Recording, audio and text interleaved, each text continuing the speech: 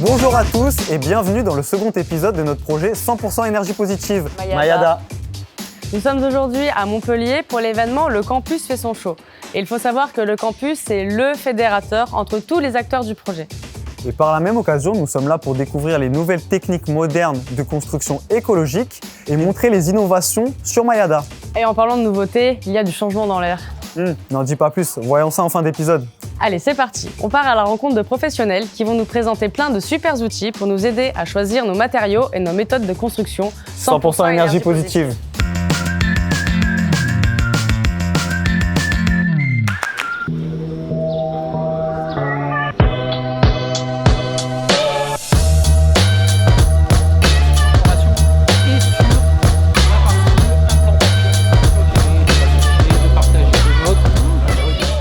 Soutient le projet Mayada pour plusieurs aspects.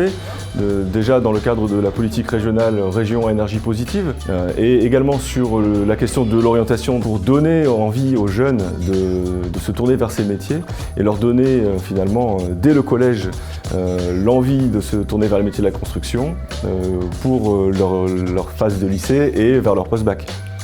Le lien avec le projet Mayada et la question de l'orientation scolaire est assez fort puisque c'est un excellent outil en fait, de mise en œuvre et de démonstration métier pour donner aux jeunes l'envie de se tourner vers les métiers de la construction et vers les métiers de demain.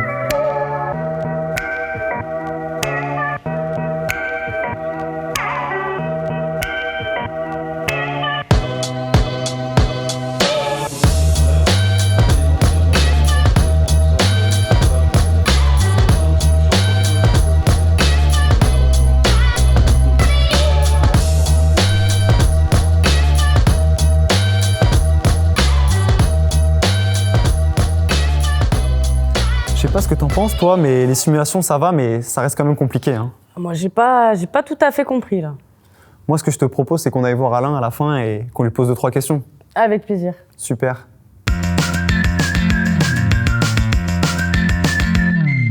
Alain Castel, je suis gérant de la société Adenda.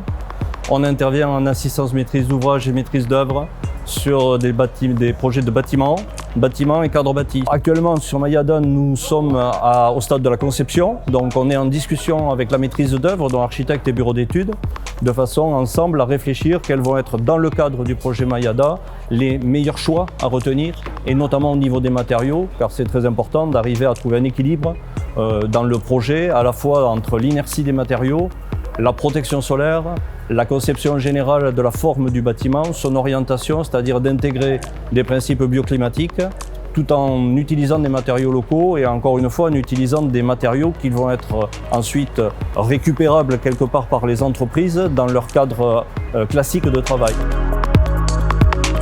On utilise depuis de nombreuses années des outils de simulation dynamique, donc on va mettre en fonctionnement virtuel le bâtiment sur l'année entière. Donc c'est une cartographie générale qui est un outil de la décision qui va permettre à l'équipe de maîtrise d'œuvre et à la maîtrise d'ouvrage de retenir les différents choix techniques et les solutions sur les équipements qui vont correspondre le mieux au projet. Or, dans le projet Mayada, il n'y aura pas de rafraîchissement. Le rafraîchissement va venir uniquement du comportement du bâtiment entre son inertie, la ventilation nocturne, la qualité des protections solaires, la réduction des surfaces vitrées à un compromis qui permet d'avoir une très belle vue, une approche de bien-être et de qualité dans la pièce, tout en étant mesuré pour ne pas faire un mur de verre et avoir derrière des problèmes thermiques l'été. La simulation sert à trouver ce compromis, cet équilibre entre tous ces paramètres, de manière à pouvoir garantir avant la construction que le projet va répondre aux attentes et notamment se passer de rafraîchissement.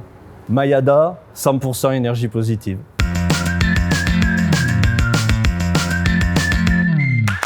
Eh bien tiens, la voilà. Merci Alain pour toutes les informations. Donc pour résumer, nous sommes encore à la phase test, mais nous avons retenu 3 matériaux géosourcés qui sont la brique en terre crue, le pisé et la paille. Mais ça c'est super, mais maintenant, faut qu'on apprenne à les utiliser. C'est bien pour ça que j'ai participé à la journée de test au BTP CFA Occitanie de Méjeanne-les-Alès. Ça te dit quelque chose? Sur les murs en paille. Mais comment ça se monte? Attends, regardez ça. Nous voilà sur le site du projet Mayada. Aujourd'hui, nous allons réaliser notre premier mur test de terre allégée. Pour notre premier test, nous utiliserons de la terre du site et de la paille locale. Nous serons également accompagnés pour la préparation du mélange et la mise en œuvre du bancher par Eamon Nicolas, qui nous vient tout droit de la coopérative Mine de Talent d'Alès. Allez, c'est parti, on commence la barbotine.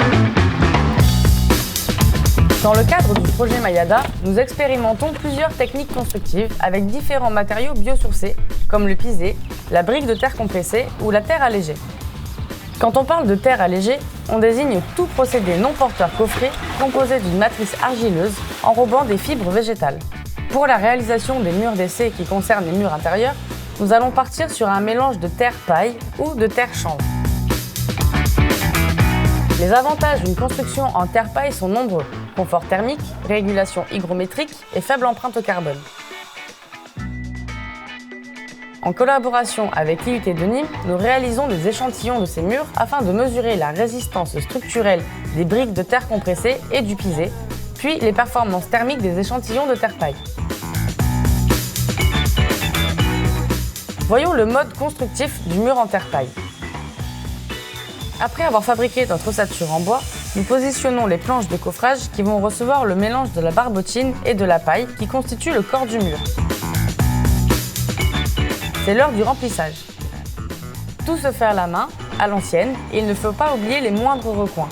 On s'en met partout, mais c'est bon pour la peau. Et pour finir l'exercice, on tasse bien la matière au fur et à mesure que l'on remplit le coffrage.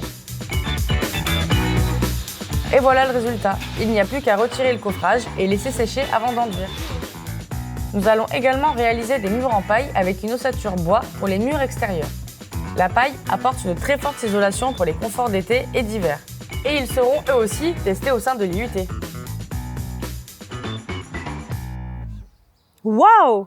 Mais j'adore le rendu! Mais qu'est-ce que tu fais ici, Alzire? Salut tous les deux! Salut. Alors comme je t'en ai parlé au début de l'épisode, c'est la nouveauté. Vu que mon apprentissage se termine, après l'épisode, il faut bien que quelqu'un prenne le relais. Et donc, Alzire, tu t'es proposé. T'en penses quoi? Tu veux qu'elle finisse? Ah oui, t'en dis quoi? Ok, c'est parti. Allez. Alors rendez-vous au prochain épisode de Mayada, une aventure 100% énergie positive.